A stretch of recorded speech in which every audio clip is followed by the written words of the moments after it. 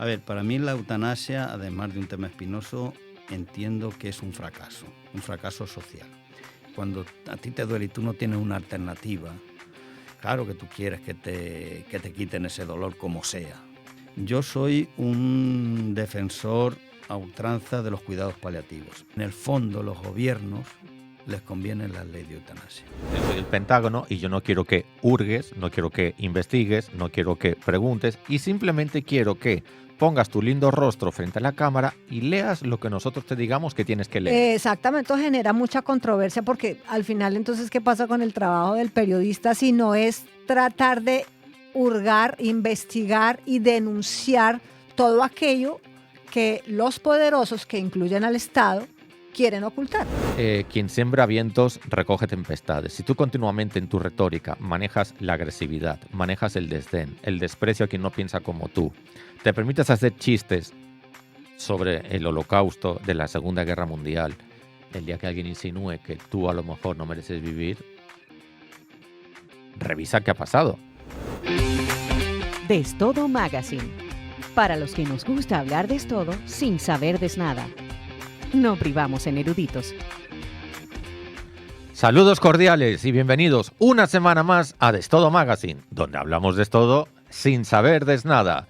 Todo el equipo de Destodo Magazine, encabezado por Santa Rita, les da una cordial bienvenida a un nuevo episodio que hemos preparado con mucho afecto, cariño e interés. Pero ya saben, aquí la tierra es para el que la trabaja, así que Dolly, adelante. Hoy sí hay trabajadores. Hoy hay más labradores, sí. Bueno, saludamos a la audiencia de Oli García de este lado. Para quien no nos puede ver a través de la 97.9 FM, porque solamente nos escucha. De momento. Entonces me identifico, de momento. Cuando tú sabes que en Spotify también está la opción video.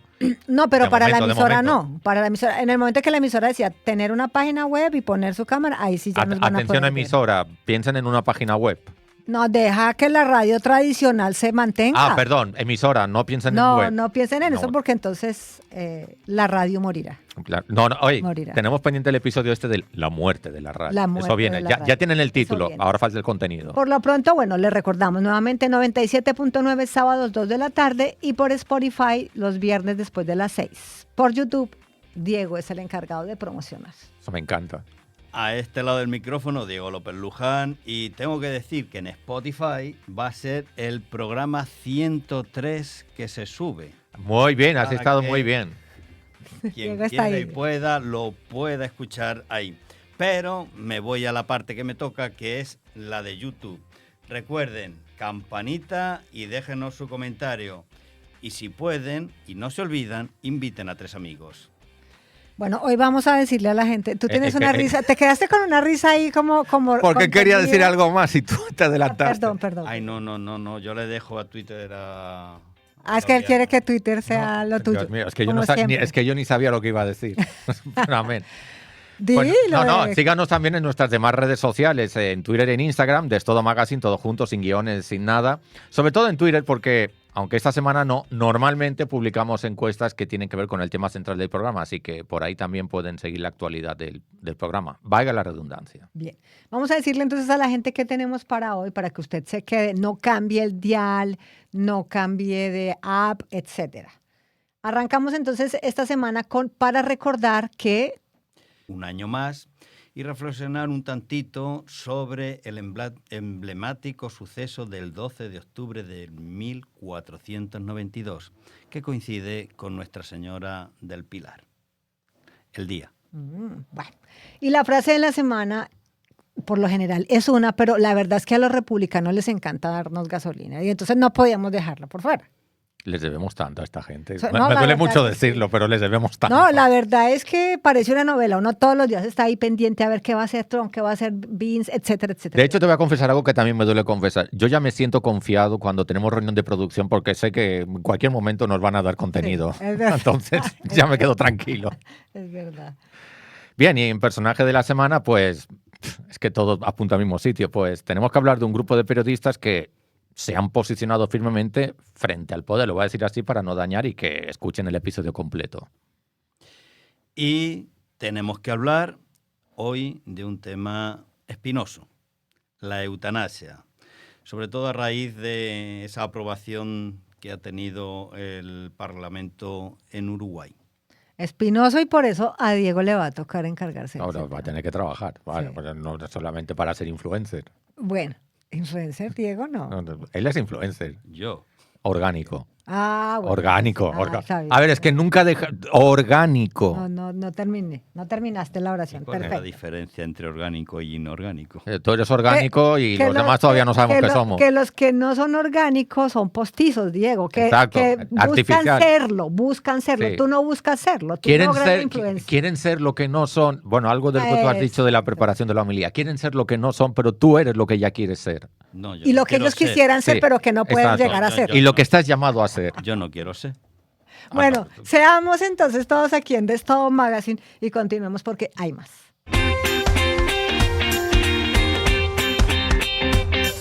Vamos a cambiar un poquitico hoy el orden del programa, pero por compromisos que tiene Diego laborales, pero sí me gustaría que en el Para Recordar tuviera una corta intervención, sí me gustaría, Diego. Para recordar sobre el acontecimiento del 1492. Sí. A ver, Luis preparó una nota, Luis González. Vamos a escucharla, pero muy al bien. regresar me gustaría sí escuchar, no sé, el punto de vista de un español. A mí también. Ecuánime, equilibrado, Totalmente. imparcial, No, a mí etcétera. también me encanta. Lo estoy esperando. Saludos, aquí presentes un día más en Para Recordar. Día de la Raza, el Día de Colón, Día de la Resistencia Indígena, Encuentro entre Mundos. ¿Por qué tantos nombres? Como muchos sabemos, el 12 de octubre es un día conmemorativo, sobre todo en América. Sin embargo, en las últimas décadas, la denominación de la celebración ha venido cambiando, tras la consideración de las distintas implicaciones, más allá de las culturales, que tuvo la llegada de los españoles para las poblaciones originarias. Remontándose a inicios del siglo XX, la celebración tiene múltiples nombres, porque los países de la región americana reivindican a sus pueblos originarios, cambiando el nombre por el que consideran más adecuado. Siendo un día muy polémico por los puntos de vista existentes debido a la conquista de los españoles. Por ejemplo, México en la década de 1980 se decantaron por el nombre de Encuentro entre Mundos, debido a que los historiadores coincidieron que describe el choque de dos pueblos totalmente distintos. Por un lado, Venezuela y Nicaragua lo conmemoran como el Día de la Resistencia Indígena, para recordar las luchas de los nativos en contra de los españoles. Por otro lado, es celebrado oficialmente por los Estados Unidos como el Día de Colón, nombre federal rindiendo homenaje a Colón. En el caso de la República Dominicana, este día es conocido como el Día de la Identidad y Diversidad Cultural, para reconocer el indigenismo y la raza africana, componentes importantes en la identidad dominicana, a diferencia del Día de la Raza, que es popularmente utilizado en Honduras. Otros países optaron por opciones que reflejan intercambio cultural, la hispanidad o la resistencia indígena. Para finalizar, es importante revivir el pasado, haciendo énfasis en los acontecimientos sufridos por los pueblos nativos y recordar la tolerancia ante la diversidad cultural. Nos vemos en la siguiente fecha conmemorativa. Ahora sí, entonces veamos un poquito desde la perspectiva de uno, del otro lado que ahora está aquí, ¿cómo ve ese cambio de esa concepción de esta fecha? Pues mira, yo me voy a ir un poco más a lo filosófico antropológico, o ontológico si queréis. Resulta que ese acontecimiento, como cualquier acontecimiento, marca la historia y marca los encuentros entre personas y entre seres humanos. Es decir, que aquello que ocurrió en el pasado es posibilidad sine qua non para que yo pueda existir en el día de hoy. Incluso aquellos acontecimientos que podemos calificar como malos desde el punto de vista ético, también desde el punto de vista óntico, es decir, del ser, nosotros los podríamos calificar como positivos, porque han posibilitado el que yo exista. Es decir, si yo estoy contento de existir y me encuentro bien con la existencia, tengo que estar agradecido a mi pasado. Y ya digo, no por ello tiene que ser un pasado bueno. No sé qué les parece la reflexión desde el punto de vista filosófico. Me encanta porque acabas de eliminar la posibilidad de rebatir nada. Entonces, simplemente hay que aceptarlo porque lo que acabas de decir es una verdad absoluta. Entonces, O sea, nuestra única posibilidad de poder criticar es que aquello hubiera pasado. claro. No lo podíamos ni... Si no, no estaríamos aquí. No se Punto. fuera Tan aquí. simple como eso. Bueno, lo que pasa es que uno hubiera querido que las cosas hubieran sido distintas y que, digamos, no hubiera sido un proceso como de subyugar al otro, sino más bien de un crecimiento mutuo, Sí. a partir de lo que cada mundo tenía para dar, ¿no? Sí, pero Dori, a Porque mí- nosotros también teníamos mucho que aportar. Claro que sí. Lo que pasa es que en pleno siglo XV no se me ocurre cómo podía haber sido esa llegada. Lo que pasa, y yo me gustaría aquí matizar a ese nosotros. Se matiza. Nosotros no existíamos. Perdón, Diego, ¿cómo que nosotros no existíamos? No, usted no existía. Bueno, pero tú tampoco. Ni yo tampoco. No, no, Ah, ni bueno, ni no, yo. Claro, claro. No, Bueno, no existíamos ninguno. Sí, claro. Entonces, la historia se ha ido configurando. Yo Sí. yo no quiero justificar nada. O sea, yo entiendo las masacres que se hicieron, los abusos que se hicieron. Por eso he dicho que desde el punto de vista ético hubo muchas cosas malas.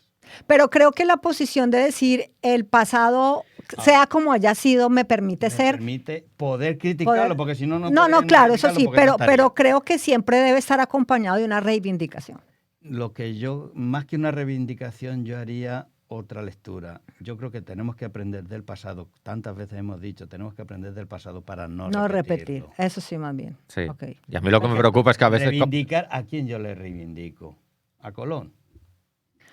No, digo yo, A los a los reyes. pueblos, no, a los pueblos originarios que al final fueron, digamos, Pero los los pueblos originarios en aquel momento, España se estaba configurando. Era Castilla. El Estado español no existía en ese momento. Sí, hablar de España en aquella época también... Es lo mismo que hablar de República Dominicana en aquel momento. República Dominicana claro, no pero existía. éramos una población indígena. Era una población indígena. Más bien un conjunto Claro, de poblaciones indígenas. y ahora lo me cual va- no nos hacía menos tampoco. No, para nada. Para nada. Pero ahora yo te voy a preguntar por tu apellido.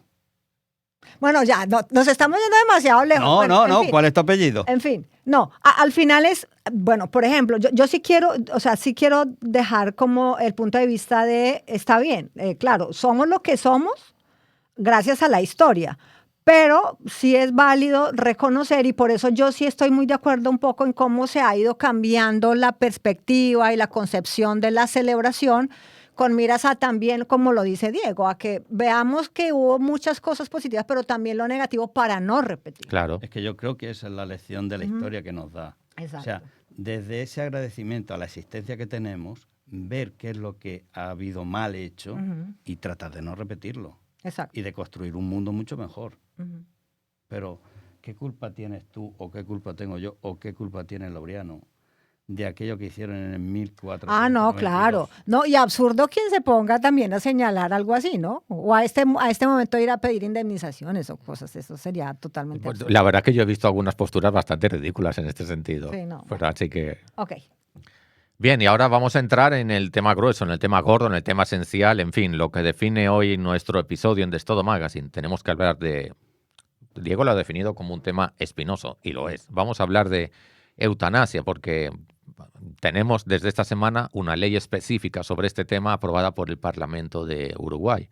Y entonces yo creo que Diego nos puede ayudar mucho a entender el impacto que esto puede tener en la vida cotidiana de la gente y cómo puede afectar esto incluso el desenvolvimiento del sistema de salud. En fin, y otras muchas cosas que desde el punto de vista ético Diego nos puede aportar. Así que la tierra para el que la trabaja. Inclusive, perdón que yo me meta antes de que... No, mete.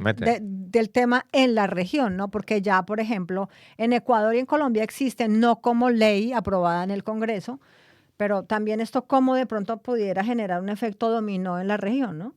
Ujú. Sí, normalmente estas cosas van acompañadas y que se van considerando como derechos liberales todas estas leyes, ¿no?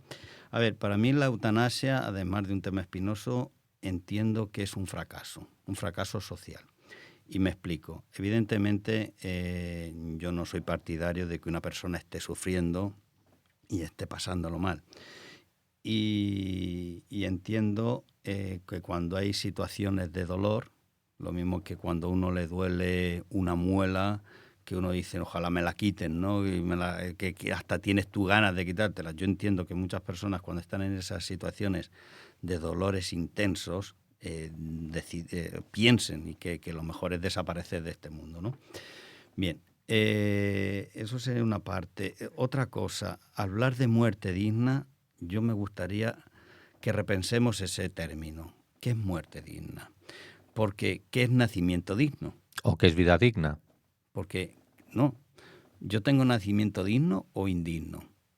Porque la muerte tiene que ser digna o indigna. Entonces, yo creo que tenemos condiciones de nacimiento que lo hacen digno o lo hacen indigno.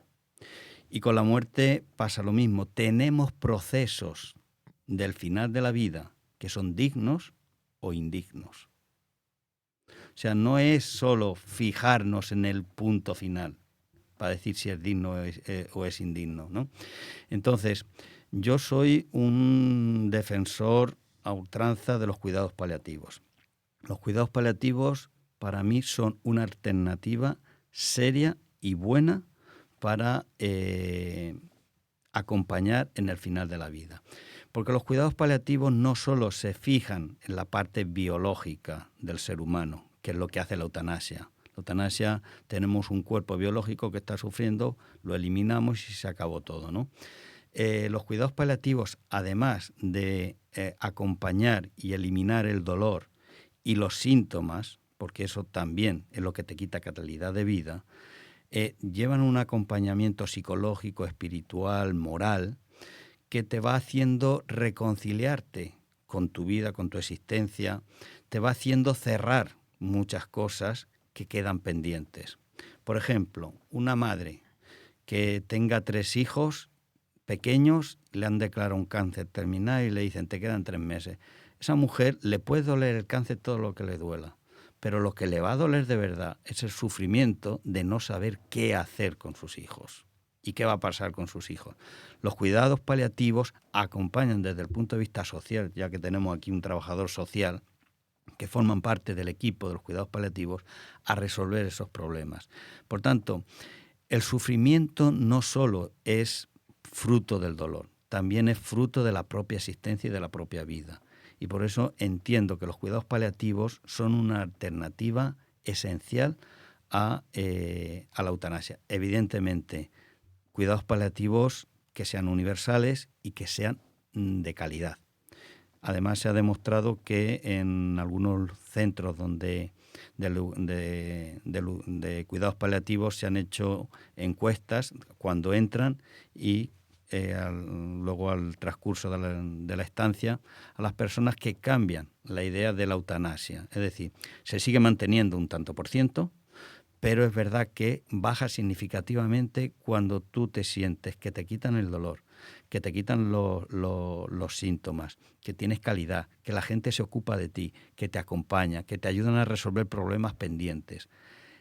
El concepto de eutanasia cambia. O sea, ese morir dignamente cambia y es vivir dignamente el final de la vida. Y ser atendido dignamente. Dignamente. Tengo que preguntarte porque siempre que se trata el tema de la eutanasia surge el tema de otro derecho del cual nadie habla y es el derecho a la objeción de conciencia por parte del personal sanitario. ¿Qué pasa con esto? Yo entiendo, yo no me he leído la ley, evidentemente por cuestiones de tiempo, pero yo entiendo que una ley de eutanasia, que no me simpatiza porque yo soy más de cuidados paliativos, una ley de eutanasia que no contemple en su articulado el tema de la objeción de conciencia por parte del personal sanitario, entiendo que es una ley que puede quedar muy coja. Es una ley que puede quedar coja y es una ley que puede hacer que personas que tengan que aplicar la eutanasia pues tengan problemas de conciencia y decir yo esto no lo hago. O sea, no lo puedo hacer, no me deja, no necesariamente mi religión, porque hay mucha gente que no necesariamente tiene que ser religiosa para estar en contra de la eutanasia, ¿eh? Claro. Aparecen más de los que nos creemos. Sí, totalmente. Entonces, yo creo que ahí, exacto, ¿no? O sea, cómo personas que van pidiendo la eutanasia, si se encuentran con... Recordemos que la eutanasia siempre tiene que ser aplicada por personal de salud. No puede ser, Ese es el problema. no puede ser aplicada por nadie más. Por lo tanto, bueno, habría que ver qué personal de salud está dispuesto a practicarla y quién personal de salud no está dispuesto a practicarla. No sé, ahora en España no sé si te has enterado de la polémica que hay que entre las listas de los médicos que son objetores al tema del aborto. O sea, hasta qué punto tienen que aparecer en listas públicas, porque sean objetores a practicar abortos. Sobre todo con qué intención los ponen en esas listas públicas, que esa es otra. Que ese es el tema, ¿no? O sea, cómo se debe manejar también toda esa información. Tendríamos que hacer listas de médicos que no quieren en Uruguay, que no quieran practicar la eutanasia.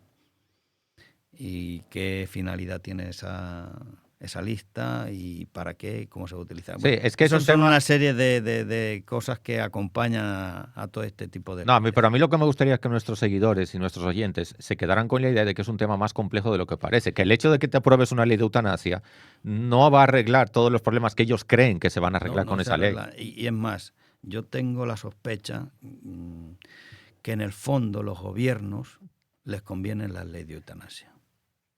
Porque les es más barato. Claro, a nivel de costos, obviamente. Claro. Muchísimo más económico. ¿Cuánto implica preparar un equipo? Porque no es un par de personas, es un equipo de varias áreas para esos cuidados paliativos y centros apropiados para eso, ¿no? Por eso yo decía que es un fracaso social. Sí, yo lo veo así también. O sea, desde el punto de vista económico, la eutanasia interesa. Y paradójicamente, ¿habrá algún país que tenga una ley específica de cuidados paliativos?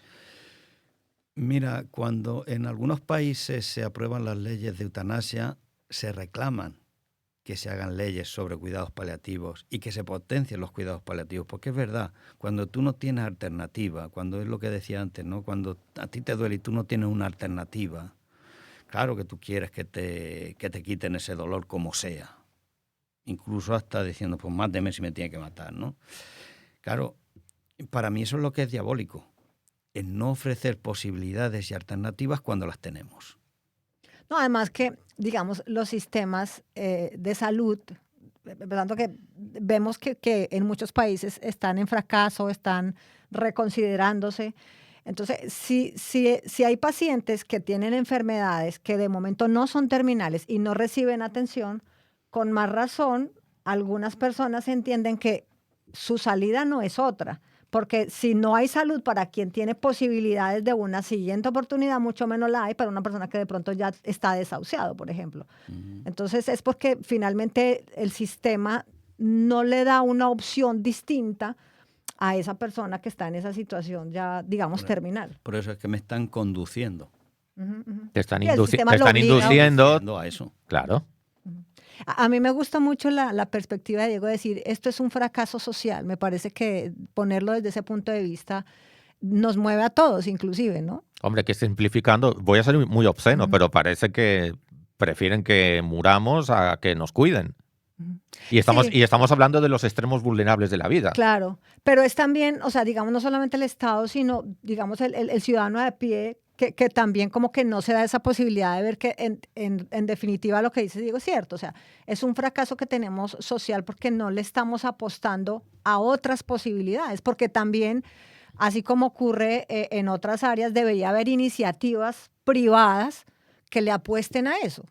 Y se relaciona con los sistemas de protección social. Pensemos que determinadas enfermedades requieren de cuidadores que muchas veces son familiares directos y que también se desgastan y que poca gente piensa en ellos. Programas como de cuidar al cuidador, valga la redundancia. O sea, eso va en el paquete.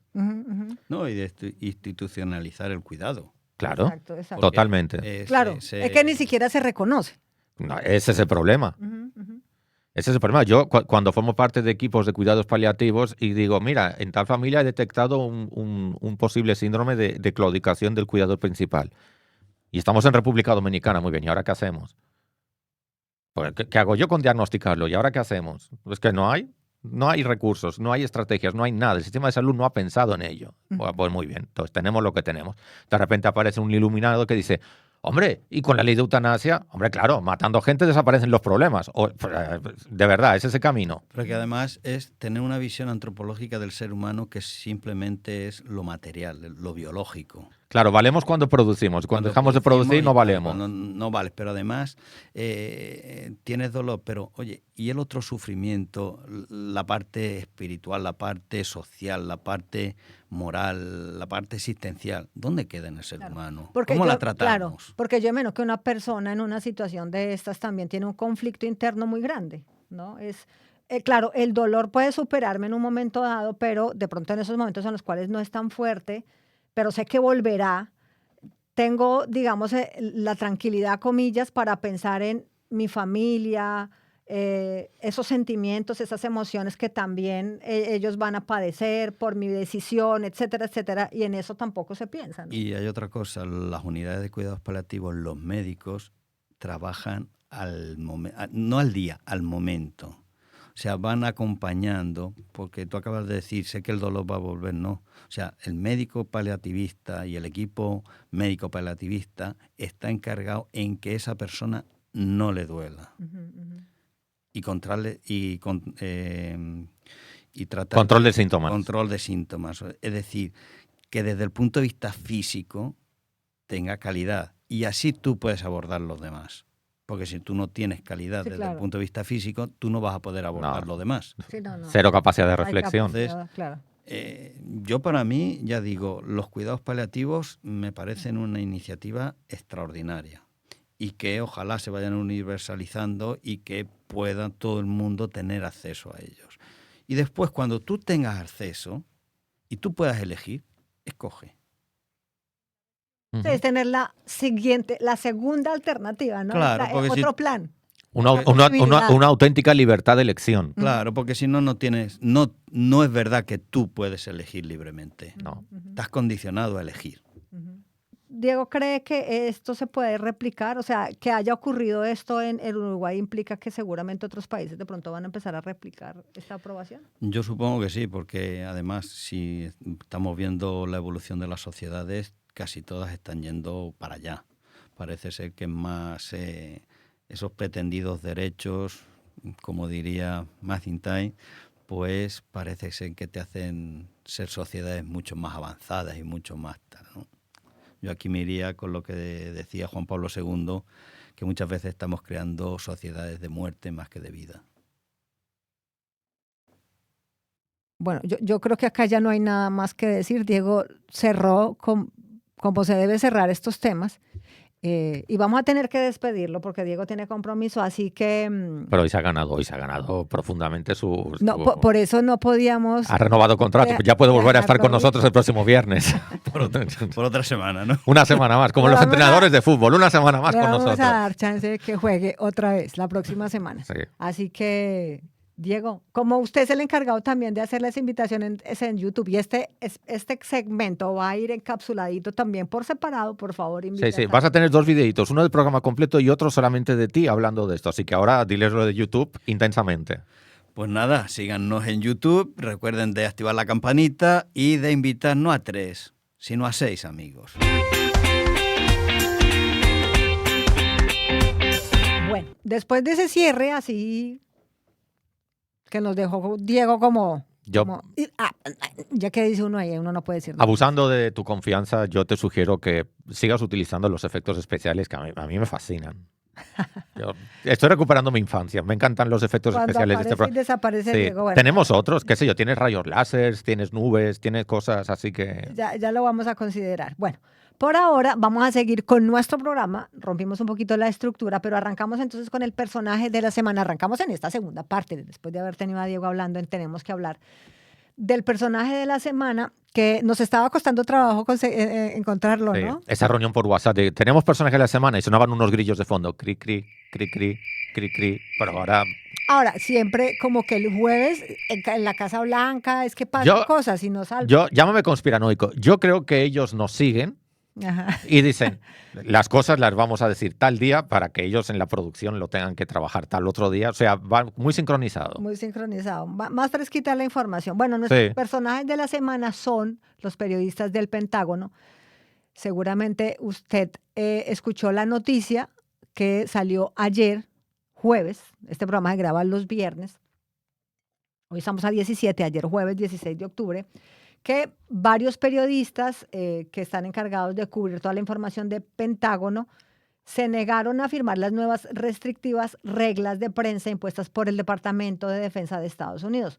Las regulaciones exigen a los reporteros, atención a esto porque ahí es donde está el meollo del asunto, no buscar ni publicar información que haya sido autorizada por el gobierno. Que no haya sido Que autorizada. no haya sido autorizada por el gobierno. No, porque el otro me explotaba la cabeza, tío, ¿de qué estás hablando? Que no haya sido autorizada por el gobierno, incluso si no es material clasificado. Bueno, al negarse a firmar el acuerdo, pues simplemente entregaron sus credenciales y salieron con todas sus cositas de la oficina del Pentágono. Muy visual, eso me impactó mucho ver Sí. esas imágenes. Y pues entre los medios que aparecen con sus representantes periodísticos está, por ejemplo, The New York Times, The Washington Post, Associated Press y varias cadenas de televisión. Claro, esto genera mucha controversia porque al final entonces, ¿qué pasa con el trabajo del periodista si no es tratar de hurgar, investigar y denunciar todo aquello que los poderosos, que incluyen al Estado, quieren ocultar? Pero yo soy el Pentágono y yo no quiero que hurgues, no quiero que investigues, no quiero que preguntes y simplemente quiero que pongas tu lindo rostro frente a la cámara y leas lo que nosotros te digamos que tienes que leer. Exactamente. O sea, esto quiere decir que la prensa de Pentágono tiene que volverse simplemente un parlante de la información que ellos quieran dar a conocer. Ya, Punto. pero Dolly, es que eso tiene un nombre, eso se llama propaganda. ¿Tú quieres un propagandista o quieres un periodista? Ujú. Son cosas diferentes. Bueno, y no es la primera vez que vemos que este gobierno del presidente Donald Trump entra en controversia con los periodistas, porque a él solamente la prensa que lo favorece es la prensa que le gusta. La honesta. Él dice que esa es la honesta. Ujú. Los que digan todo lo que él dice. Bueno, entonces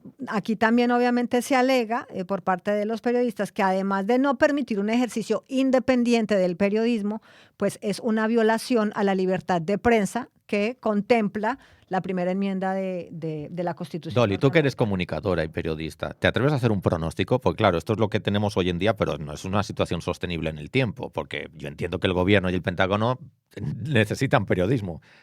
Necesitan periodismo, honestamente. ¿Qué crees que va a pasar? Lo que pasa es que para ellos el periodismo independiente no es una necesidad, por el contrario, es un problema. Y yo honestamente creo que difícilmente se va a llegar a un acuerdo. ¿Qué buscan? Porque esto era algo que digamos era predecible. Entonces, contratan un community manager y contentos. O sea, simplemente van a empezar a ser emitidos de comunicados de prensa que van de adentro y ya. Ahora, yo, o sea, sí entiendo y defiendo mucho la posición y el haberse puesto de acuerdo y que todos los periodistas de manera unánime, digamos, hayan dicho, esto es un atentado a nuestro ejercicio. Total. Y no lo podemos permitir.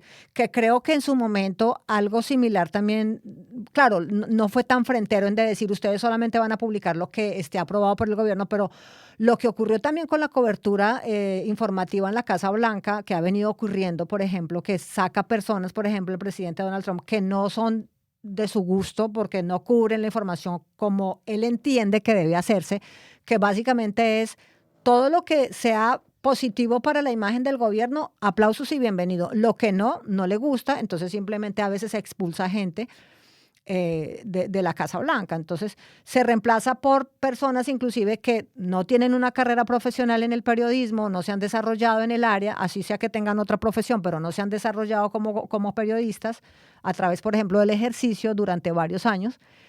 Y está, por ejemplo, haciendo cobertura gente influencers, que lo que sirven es justamente de bocinas para lo que el gobierno del presidente Donald Trump quiere que haga. Entonces, yo, o sea, no veo cómo esto se puede arreglar. Ahora, es lo que entiendo que le conviene al gobierno de Estados Unidos y al Ministerio de Defensa, le conviene no tener gente ahí. No, para que haya filtraciones. Un community manager. Exactamente, o corre información que para ellos no es conveniente. Pues Nada, atentos a las próximas semanas, a ver esto cómo se desenvuelve, porque a lo mejor, sin ellos esperarlo, esto también lesiona su imagen de la manera que ellos no quieren, que también puede ser. Sí, lo que pasa es que, bueno, que esto está relacionado con la frase de la semana que viene ahora. Como el presidente ha venido desde siempre que ha hecho su ejercicio presidencial denigrando del ejercicio del periodismo. ¿Qué? ¿Nos metemos? Sí. Bueno, un datito antes de cerrar. Esta es la primera vez desde la administración de Eisenhower que no hay prensa permanente del Pentágono en las principales cadenas y publicaciones de prensa escrita. Hombre, es un hito histórico negativo, pero hay que reconocer que es un hito histórico. Así que, en fin. Bueno, nada. De la semana que está relacionada directamente. Totalmente, porque a propósito de la medida tomada por el secretario de Defensa, Pete Hegseth, pues sobre las nuevas regulaciones para la cobertura mediática en el Pentágono, a la cual Dolly le estaba haciendo referencia, pues Donald Trump, el presidente de los Estados Unidos, dijo textualmente: creo que considera que la prensa es muy perjudicial para la paz mundial. La prensa es muy deshonesta, cierro comillas, dijo el mandatario.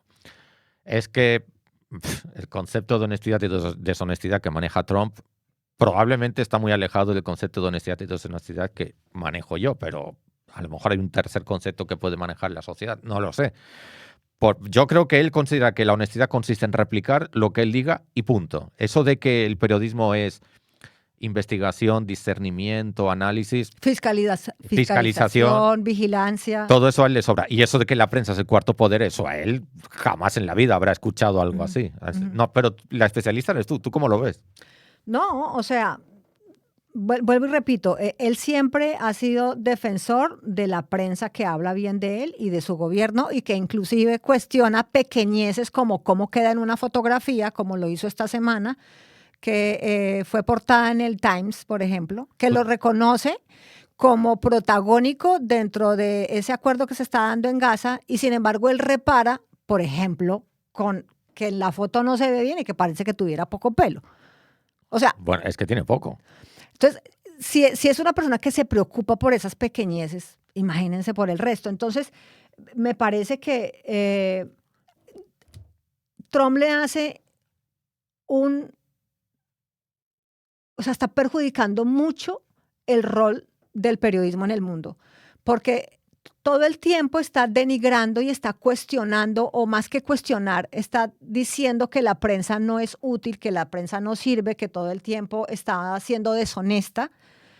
Y entonces, ¿a quién le queda ese rol que ha asumido la prensa durante siglos, digámoslo así, porque ha sido un par de siglos que ha ejercido, donde ha denunciado situaciones que no solamente perjudican, por ejemplo, al Estado, sino también de instituciones privadas, etcétera, favoreciendo al ciudadano? O sea, ¿quién va a asumir entonces ese rol?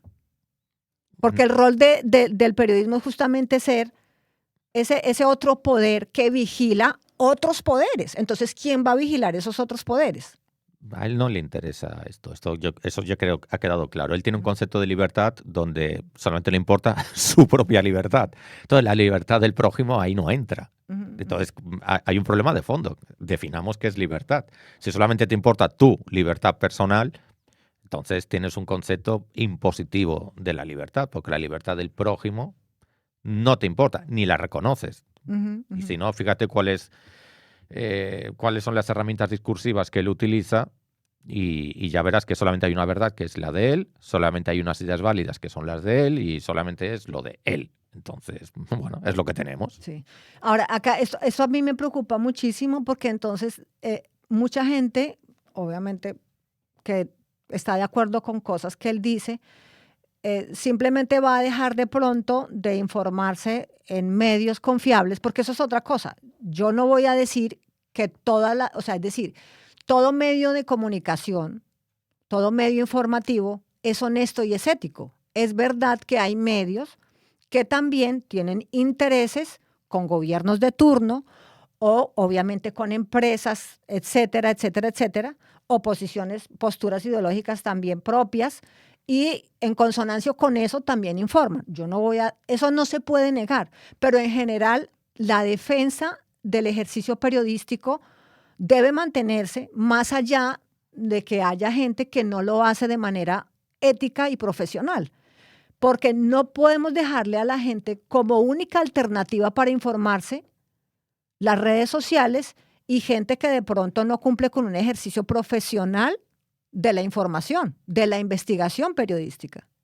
Paradójicamente, cuantos más medios tecnológicos tenemos, más manipulables somos. Y parece que este señor se ha dado cuenta de qué tecla tiene que tocar para manipular muy bien la sociedad, y él está apostando a eso. Si eso lo combinas con determinados parámetros educativos y determinados planes de estudios y un diseño personalizado del sistema educativo, estás creando la dictadura perfecta. Ujú. Bueno, Ahora, ya nos advirtieron de eso claro, en los años 40. Ahora, esto le va a pasar factura a él. ¿Tú Esto crees? también le va a pasar factura en el sentido de que cuando él necesite la prensa para comunicar de pronto iniciativas o proyectos o, no sé, acciones que estén bien encaminadas para el propio gobierno, ¿qué va a pasar cómo va a recurrir a esa prensa de la cual él ha denigrado todo el tiempo? Porque no va a recurrir a ella. Tú has dado con la tecla hace un momento, y es que él se va a conformar con propagandistas.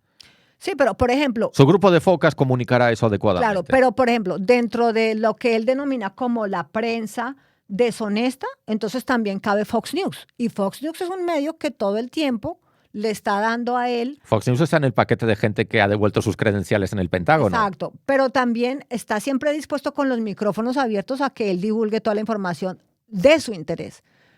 Entonces, ¿qué va a pasar luego con esos cuestionamientos que le hace a la ¿Cuál es prensa tu en general? pronóstico? No, por eso digo que en el fondo a él no le importa lo que tú dices, pero va a llegar un momento en el que él va a tener que tragarse sus palabras o va a entrar en contradicciones. Se va a ver incoherente como le ha pasado muchas veces. Las veces que lo han pillado de esa manera, porque ya ha pasado, él simplemente dice que lo que estás diciendo es mentira y punto. Yo no sé si ese recurso de estar diciendo todo el tiempo que lo que tú dices es mentira va a ser muy sostenible en el tiempo, pero de momento es lo que él hace. O lo que suele hacer cuando, por ejemplo, despiden a personas que no son de su agrado. Entonces dice, lo que pasa es que no tiene talento, se veía venir, era malo, ¿qué hacía en ese canal? Porque esa es la dinámica de él en estos Entonces, casos. cuando él perdió las elecciones, ¿fue que tuvo un lapsus de ausencia de talento o qué?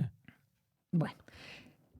La segunda frase, y por eso también la recogimos, tiene que ver un poco con eso, ¿no? Con la incoherencia y cómo acomodamos los discursos dependiendo de el origen Pues sí. de lo que vaya ocurriendo. ¿Cuál es la siguiente frase? Let the voice be voice. Ah, ¿te va bien con el inglés? No, la he practicado antes de decirla. Tú sabes que el inglés y yo no... En fin, esa es la frase pronunciada por el vicepresidente de los Estados Unidos, Vance, a propósito de la publicación de la revista Político, que filtró miles de mensajes privados de líderes del grupo Young Republican National Federation, en fin, los cachorros republicanos, para entendernos, en los que se expresaban, atención, a mí eso me parece especialmente grave, insultos y bromas sobre cámaras de gas, esclavitud, violaciones, además de elogios a Hitler. En fin, los mensajes filtrados bueno, fue en Telegram, podemos decirlo, revelaron conversaciones entre miembros y jóvenes líderes republicanos de Nueva York, Kansas, Arizona, Vermont, etc. El vicepresidente estadounidense, pues, cuando tuvo que responder, porque es una cosa que hay que responderla, desestimó los mensajes como, son chistes atrevidos y ofensivos, algo estúpido que hacen los niños, los adolescentes. Muchos de los implicados en este chat tienen entre 20 y 30 años, que yo no sé la niñez a qué edad termina para este señor, pero en fin, algunos ocupan cargos en el gobierno, que yo pensaba que el trabajo infantil estaba prohibido, pero como esta gente maneja los derechos como lo manejan, pues parece que el trabajo infantil está permitido. No sé, es que me parece todo tan obsceno y tan ridículo que a veces hasta me siento mal, siento vergüenza de tener que explicar estas cosas con un micrófono delante, así que Dolly, ayúdame. No, es lo que hacíamos mención hace un rato, o sea, cuando conviene, entonces acusamos, esto no puede seguir pasando, esto es una estructura criminal, bla, bla, bla, bla. Pero como son comentarios de republicanos, entonces ahí sí, como que no, pero esto no tiene tanta Sí. trascendencia. Seamos tolerantes, no seamos hay que ser psicorrígidos tolerantes. como la izquierda. O sea, si nosotros nos ponemos un poquito a detallar este tipo de jóvenes y comentarios, echemos la película para atrás a ver qué fue lo que pasó, por ejemplo, con el asesinato de Charlie Kirk. Pues era un muchacho también, joven, de X cantidad de años que también pasó información, leyó, y un día se le ocurrió que la solución era coger un rifle y disparar. Entonces, ahora, el punto es, veámoslo del otro lado. ¿Cómo hubiera sido el discurso si hubieran sido jóvenes de otro partido, de los demócratas? Yo creo que es obvio. Esta gente está manejando continuamente una doble vara de medir y la aplican a todo. Y eso de la doble vara de medir, un día, eso sí les puede jugar una mala pasada a ellos mismos. Voy a decir algo que es muy obvio. Quien siembra vientos recoge tempestades. Si tú continuamente en tu retórica manejas la agresividad, manejas el desdén, el desprecio a quien no piensa como tú, te permites hacer chistes sobre el Holocausto de la Segunda Guerra Mundial, pues oye, el día que alguien insinúe que tú a lo mejor no mereces vivir, revisa qué ha pasado. Porque al final esto de la violencia es un boomerang. Si al final nos quedamos con la segunda parte de la película, pues es muy fácil victimizarse. Pero ¿qué has estado sembrando todo el tiempo? O sea, la tolerancia tiene que ser para todos. El respeto a los derechos humanos tiene que ser para todos. El respeto al prójimo tiene que ser para todos. No podemos ser selectivos en esto. Y no sé, yo creo que es la peor reacción que podían tener. Hubiera sido mejor reconocer, mira. Claro, esto fue hacer un llamado. Un llamado de atención, mira. Chistes de cualquier cosa y de cualquier manera, no. Sobre todo porque lo que pasó con Charlie Kirk fue reciente. Es que muchas vidas norteamericanas se perdieron en la Segunda Guerra Mundial precisamente para acabar con regímenes que se estaban portando de esa manera. Entonces, ¿qué pasa? No estudiamos historia. Ni siquiera han pasado 100 años de todo eso. Estamos en el 2025. La Segunda Guerra Mundial terminó en 1945. ¿Qué ha pasado para que en 3 generaciones nos hayamos degradado de esa manera? Lo veo bastante grave. No, y lo preocupante es que echamos para atrás en muy corto tiempo. O sea, lo que se había avanzado en décadas se está perdiendo en unos cuantos años. O sea, acusar de nazi a alguien durante muchas décadas era un insulto grave, te daba vergüenza que alguien pensara que tú eras nazi. Y ahora esta gente ya van haciendo chistes y lo van exhibiendo con orgullo. Entonces, es un poco lo que decía Diego cuando hablábamos de eutanasia. Yo lo veo como un fracaso social. O sea, si al final esos regímenes y esas maneras de hacer política y esas maneras de convivencia social nos parecen atractivas, hemos fracasado como sociedad. Ahí sí que estoy posicionado y soy contundente en eso. Y lo preocupante es que ahora, por ejemplo, en varios países donde se avecinan elecciones presidenciales, uno está notando que ese tipo de discursos y ese tipo de política se está copiando porque como el presidente Donald Trump o un hombre como Javier Milei, con ese tipo de discursos violentos, ganaron en esos países, por ejemplo, entre otras cosas, Javier alabando al presidente Donald Trump. Con la motosierra. Exacto. Creen que van a obtener los mismos resultados, que esa es la fórmula. Entonces se aplica como una fórmula. A mí me preocupa eso, porque estamos llegando al punto de que hemos descubierto, bueno, y ellos han descubierto también, que el discurso de odio es rentable electoralmente. Y a mí ese me parece un juego peligroso, porque esto es como que tú entras al casino y un día apuestas y te sale bien y piensas, pero esa es la fórmula para hacerme millonario. No, amigo, a lo mejor la segunda vez pierdes hasta los calzoncillos. Entonces, insisto, me parece muy peligroso. El discurso de odio como herramienta electoral exitosa. O aparentemente exitosa, porque el éxito yo lo mido en otros parámetros. Claro, pero en fin, para que nos entendamos. Claro, éxito hasta cuando ganas unas elecciones, porque hay que ver en el desarrollo del gobierno cómo se dan también. Claro, éxito para ganar. Para gobernar ya es discutible que sea exitoso. Bueno, pues nada, lo dejamos ahí. Preocupante, eso sí. Muy preocupante, sí. Mira que yo ando buscando que hagamos un programa donde nos vayamos con buen sabor de boca, pero semana tras semana nos vamos metiendo en el hoyo. Y también preocupa en parte, bueno, nosotros acá hubo un episodio que tampoco quisiéramos profundizar, que va encaminado por ahí, por ese mismo estilo, ¿no? Que fue lo que pasó esta semana en la UAS. No queremos dar nombres particulares. Todo el mundo sabe. Pero, evidentemente, esa es una copia de ese tipo de comportamientos y de ese tipo de discursos que se están empezando a utilizar en el país porque se cree que esa es la forma más fácil y rápida de alcanzar una presidencia de la República. Claro, él aplica un principio publicitario fundamental, que la publicidad negativa es publicidad. Sí, que hablen de ti así sea mal. Sí, que hablen de mí de cualquier manera, pero que hablen de mí. ¿Y yo qué quieres que te diga? Claro, sobre todo ahora, donde la gente busca son los temas tendencia. Sí. ¿No? Se busca hacer tendencia. Sí, y entonces él te quiere hacer ver que está debatiendo y que los demás son unos intolerantes y todo. En fin.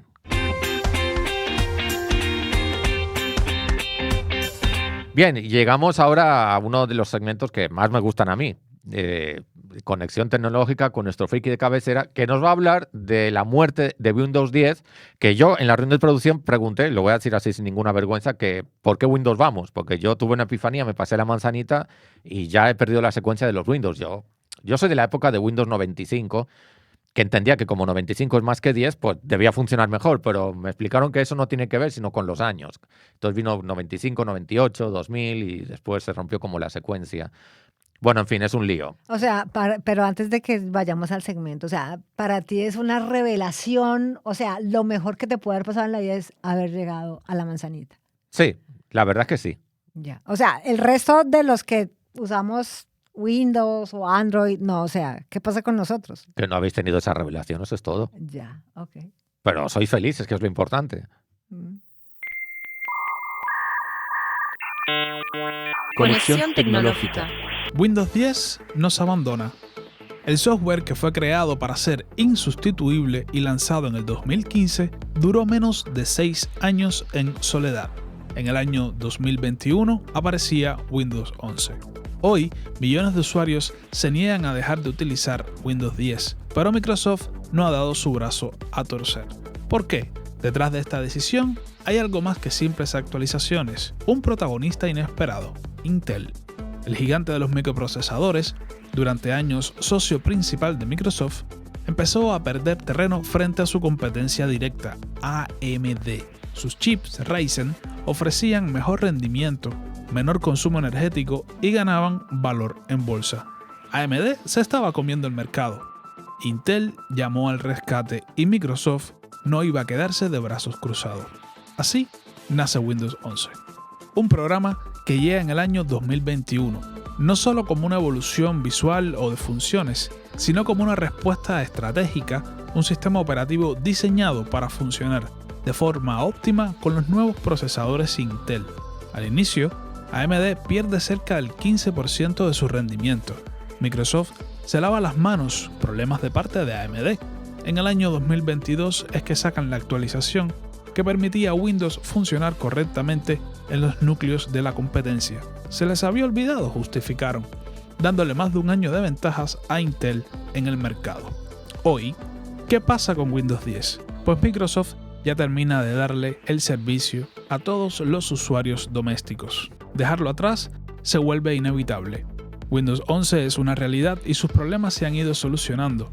Ofrece mejor seguridad gracias al chip TPM2, mejor gestión de tareas, funciones y productividad como Snap Layouts y una experiencia mejorada con Auto HDR, además de los avances de la inteligencia artificial.